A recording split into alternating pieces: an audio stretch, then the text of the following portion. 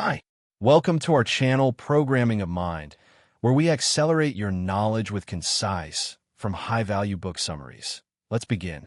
Divine Presence Within, Living the Truth of Oneness.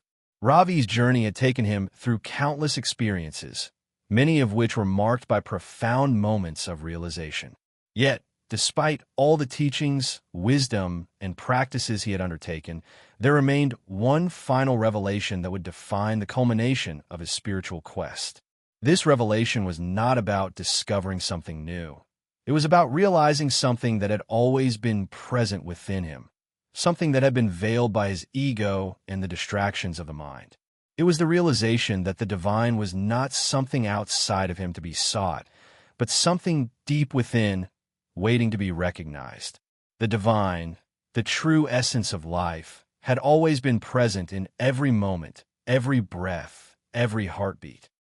Ravi had spent years searching for external signs, seeking wisdom from teachers, and studying sacred texts. Yet in the silence of his heart, he discovered that the greatest truth was already within him, ready to be embraced. The inner awakening, realizing the divine presence within. One day, while meditating under the banyan tree near the ashram, Ravi found himself in a profound state of stillness. The mind was quiet, the body was relaxed, and the outer world seemed distant. It was in this deep state of inner silence that a realization began to dawn upon him. In the stillness, he became aware of the presence of the divine, like a subtle light, a gentle but unmistakable awareness that filled his entire being.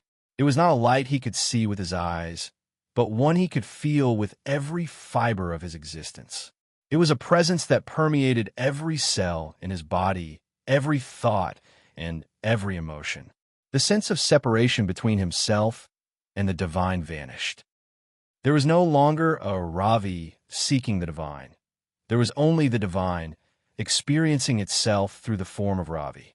The ego, with its illusion of separateness, dissolved completely. In that moment, Ravi realized that the divine was not somewhere out there. It was within him, as much a part of him as his own breath, his own heartbeat. The flow of divine consciousness, being the channel of love.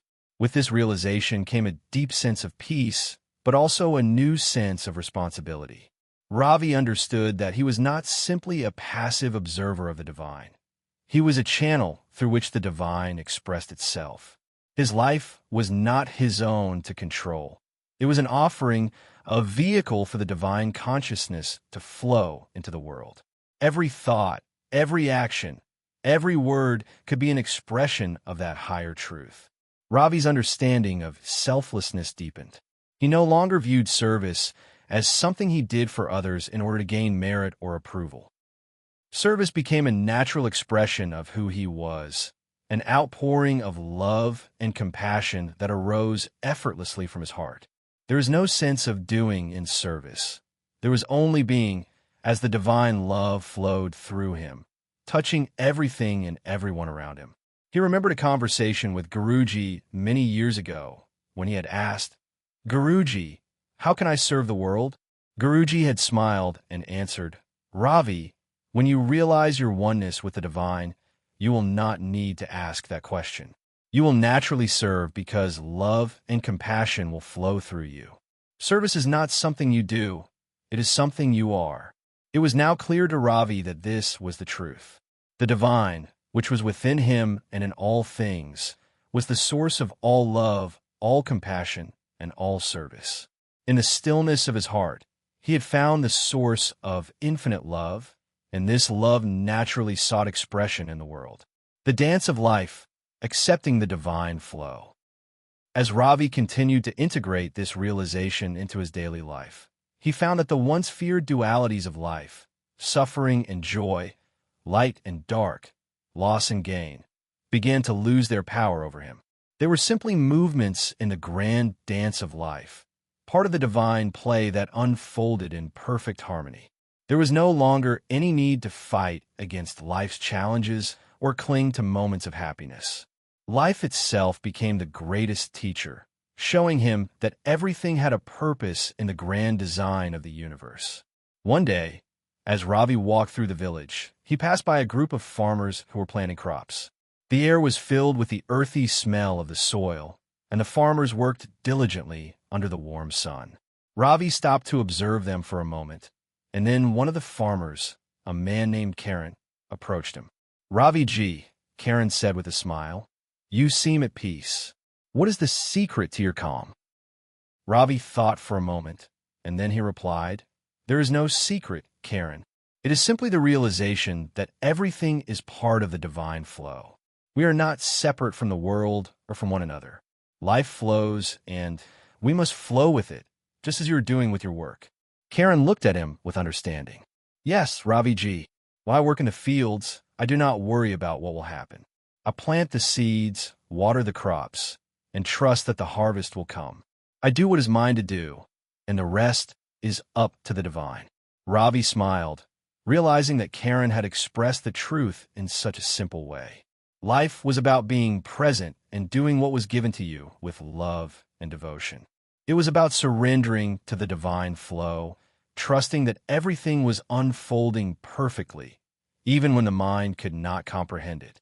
Living in the world, detached yet present.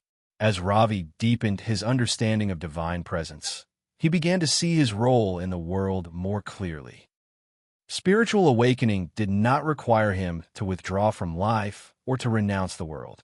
It meant living fully in the world, but with detachment, the ability to engage with life without becoming entangled in its outcomes or identifying with its fleeting pleasures and pains. Ravi began to view his interactions with others not as separate exchanges, but as opportunities to express the divine love and consciousness that flowed through him. His work in the ashram, his relationships with fellow seekers, and his service to the villagers were all opportunities to live in alignment with the divine truth he had realized. He remembered the words of a teacher he had once met on his travels. The teacher had said, "You do not have to leave the world to realize the truth. The world is your temple. Your work, your relationships, your actions, these are your prayers. Live them with devotion, and you will see that the divine is everywhere." Ravi had learned that the spiritual path was not about escaping the world or retreating into solitude. It was about being fully present in every moment, surrendering the fruits of one's actions, and allowing the divine to express itself in every aspect of life. True freedom was not about detachment from the world. It was about living in the world with love, wisdom, and surrender to the divine will. The final surrender, realizing the infinite. As Ravi continued to walk the path, he realized that the ultimate freedom lay in complete surrender to the divine. The ego, with its attachments, desires, and fears, was no longer in control. It was not about suppressing the ego. It was about recognizing that the ego was not the true self. The true self, the divine consciousness, was eternal, unchanging, and beyond all dualities. One morning, as Ravi sat in his meditation, he felt a deep sense of surrender wash over him.